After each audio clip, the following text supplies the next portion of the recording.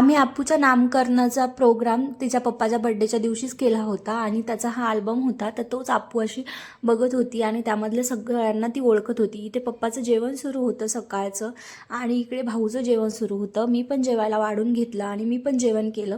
संध्याकाळी आम्ही थोडं चक्कर मारायला वर गेलो होतो टेरेसवर. तर असा काही व्ह्यू येत होता आणि खूप छान वाटत होतं. अप्पूला असं चुटूरपुटूर खायला देणं मम्मीचं काम सुरूच राहतं आणि ती खाते. सर्वांना जास्त काही भुका नव्हतं त्यामुळं मी खिचडीच बनवायला घेतली होती आणि खिचडी वगैरे माझी बनून झाली होती. पप्पा आज बाहेरच जेवायला जाणार होते संध्याकाळी त्यामुळं थोडंच बनवलं. इथं अप्पूच्या संध्याकाळचा ब्रश सुरू होता. पप्पाचा फोन आला की लगेच तिकडे धावत गेली. जेवणं वगैरे झाले होते आणि भाऊने पान आणले होते खाण्यासाठी. आता असं पान वगैरे नेहमी खात नाही आम्ही, पण कधी कधी खातो.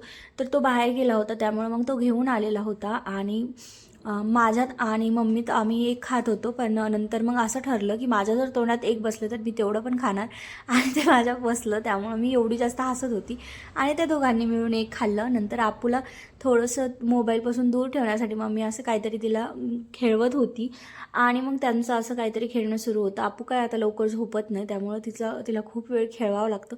चला असं संपवलं आम्ही आमचा दिवस. बाय.